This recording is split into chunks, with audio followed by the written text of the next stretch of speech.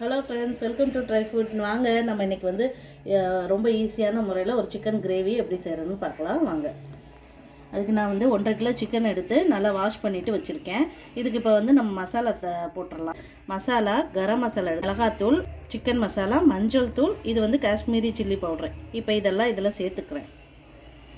2 spoon இஞ்சி பூண்டு paste, 1 cup தயிர், அரை லெமனு, இது கூட உப்பு தேவைக்கேற்ப சேர்த்து நல்லா பிணைஞ்சு ஒரு 1/2 அன் ஹவர் போல் ஊற வச்சிடணும். இது ஊறினதுக்கப்புறமா நம்ம வந்து தாளிச்சு விட்டுக்கலாம். நான் இன்றைக்கி மண் சட்டி தான் யூஸ் பண்ண போகிறேன். அதில் அடுப்பில் வச்சு 4 ஸ்பூன் ஆயில் விட்டுக்கலாம். பட்டை, கிராம்பு, ஏலக்காய், சோம்பு போட்டு தாளிச்சதுக்கப்புறமா 2 பச்சை மிளகா, ஒரு கைப்பிடி கருவேப்பிலை, 4 பெரிய வெங்காயம் இதை சேர்த்து நல்லா வதக்கி விட்டுக்கலாம். இது நல்லா பொன்னிறமானதுக்கப்புறமா நம்ம ஊற வச்ச சிக்கனை இதில் சேர்த்துக்கலாம். இதுலேயே அந்த கழுவுன தண்ணியும் சேர்த்து நல்லா கிளறி விட்டு ஒரு 10 நிமிஷம் மூடி வச்சு இறக்கிட்டு அதுலேயே பெப்பர் தேவைன்னா சேர்த்துக்கிட்டு கொத்தமல்லி தழை தூவி இறக்கணுன்னா நம்மளோட சுவையான சிக்கன் கிரேவி தயார்.